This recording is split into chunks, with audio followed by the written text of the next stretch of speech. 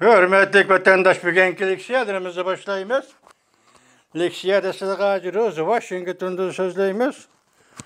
Bugünkü islaha 2021 yıl 1. ayının 6. günü Kongreste hazır iki taraf Devlet Meclisi de. Mesela sayılıqçılar birlikte karşı durğuçular 13 nefer senatör 50'den artıq 140'dan artıq Avam Palata azaları hazır münazire, muhakeme baskısı turvatı değil. Onun üstüne Washington'da bulup ötken namayişten bugünkü bir haberdi körsem 5 milyon dedi bula. Bütün Amerika'da hemmeye kartılgan boz gerek. Bu namayişte Prezident Trump oturğuç notuk sözüldü. Lekin Xitayçı noskısı yetip kilelmi geçke mensilagi sözlügen notuktan nemi keldigini yetkisi biremmeyim hürmetli vatandaşım. Anda yani vaziyet doğrusu esak reis Xi Jinping'e sekreter. Xi Jinping'e nemi iş oldu yakından beri? Her bir iştahı köp teraddüt kılıvatıdı. Mesela yakında devlet müdafiye kanunu makullaptı. Onun içindeki 4 xat, Xitay xitede 4 hesapta. 4 xat gazı bütün dünya dikkat kılıvatıdı. Mesela ne deydi? Facelliyi deydi. Bunun manisi Uygur tiliga tercüme qilish uchun nima deyish kerak? Manfaatni taraqqiy qildirish desak bu so'zmi-so'z tarjima bo'lib qoladi. Bu yerda manfaat obyekti nima degan gap bo'ladi. Endi buning asli ko'chma ma'nosi nima bo'lish kerak asli ma'nosi deganda tajovuzchilikni taraqqiy qildirish deganlik bo'ldi. Demak, sening manfaating muayyan manbada yoki muayyan obyektda bir nishonni surgan ekansan. Demek senin facialliyi deginin tecavüzçülükün terakki kıldırış degen mani. Kengaymışçılık kılış degen gap. Muşu ay, muşu gündü devlet müdafiye kanunu tüzüp çıkıp tecavüzçülükni kengaytışak terakki kıldırış deydiğen manide.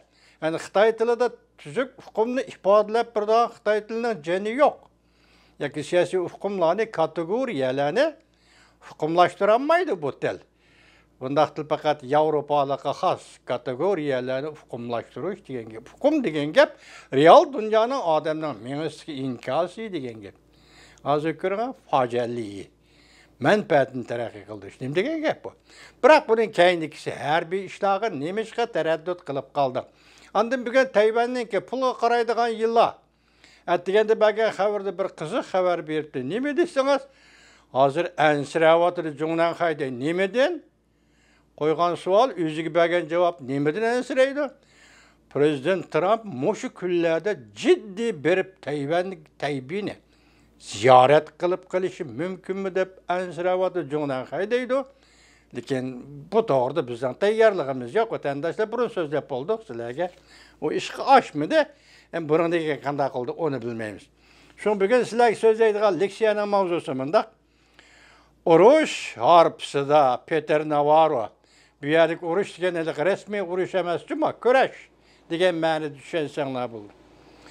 Uruş harpsıda Peter Navarro saylam sahtipazligi to'g'risida 2 qatam ciddi doklad e'lon qildi. Mavzuli xabar 1. ayning 5.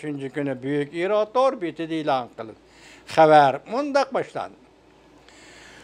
Amerika'da Devlet Meclisi'de birleşmeyen ötküzülüştün bir gün burun, yani 5. günü, Aksaray'ın Soda ve Sanat İşleri Məsləhətçisi Peter Navarro, 1. ayının 5. günü 2. qatımlıq saylam sahtipazligiga alaqadar 2. parça tədqiqat dokladını e'lon qildi.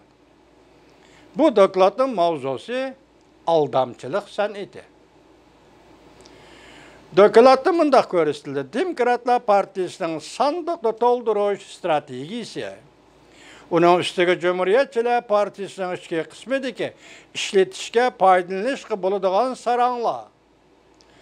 6 halqılık shtatda yetarli sonda qonunsiz imzo qo'yilgan saylam bileti ve pochtadan avatilgan saylam bileti qatorliq saylam biletlari bilan sandiqni to'ldirib saylam sandığını doldurup, Prezident Trump'ın qo'lidan saxta saylam orqali prezident bo'lish huquqini tartib almoqchi bo'lishdi.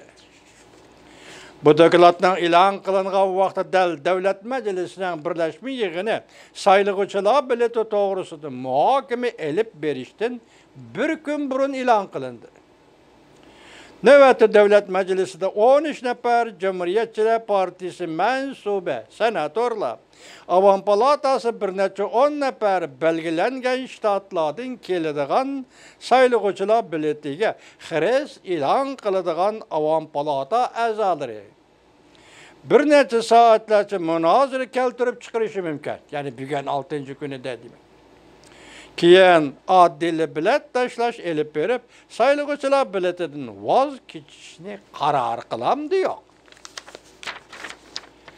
Peter Navarro ötken ayda mükemmel aldamçılık mavzuluq doklad ilan qılıp, xilaplık qılgan 6 çoğun qatlam boyunca təhlil dokladı ilan qılıp, Amerikanın 2020-yıllık sayılımıda təvrinib durğan 6 ştatdaki gayri ahvallarını içip bergen. 379 bin parça kanunsuz sayılan bileti sanığı kırgızıldı dep ilan kılgan idi. Heptinin ikinci günü ilan kılıngan bu dokladını birinci kıtımlık doklad asasıda ilan kıldı deyişke buludu. Demokratlar Partisi'nin konkret yolga koygan sayılan bileti oğurlaş taktikisini tanıştırıp öttü Peter Navarro.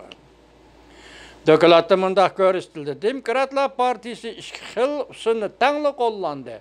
Birinci qadamda 6 ştatga o'zi qatnaşmagan lekin ismi qatnaştırıp bilet tashlaganlar. Ve pochtadan avatilgan biletning sonini ko'paytdi. İkinci qadamda bu biletlarni tekshirishning darajasini tuvallatdi. Ya'ni ching tutma deya tekshirish ne demek? Arizona ştatı, Michigan, Nevada qatarlıq 7 ştatda yeterlik miqdarda kanunsuz bilet bilen san toşquzuldu. Prezident Trump'ның mutlaq üstünlük bilen erişken qalbisi Joe Biden'ның hesabığı özgürüp qalbiga erişdi. Konkret başquraş cümleden ştatlık parlament tasdiqlagan kanunu özgertiş. Ştatlık hükümet katibi ve başka sayılan emeldarları nizamname prensiplerini oturup koyup özgertip yeni yetekçi siyaset bilen hükümet birleşiş şeklinde sayılan cereyanını tizgilidi ve başkurdu. Mesela Michigan ştatıda Neyin nahiyesi de Wisconsin ştatıda Dayton nahiyesi de Demokratlar Partisi'nin asaslık noktalarda muşunda hadisler oturup çıktı. Nahiyelerden ismini Xitay tili bilen eliverdim, ahang telaffuzu büyücü vatandaş ve İngilizce tercüme kılamadım keçirenler. Pochtadan avatilgan bilet özü qatnaşmayı. İsmi qatnaşkan sayılan biletini kengaytiş. Köpeytiş üçün Demokratlar Partisi 5 yıl, 7 yıl taktik işletti. Devamını anlayısınız vatandaşı.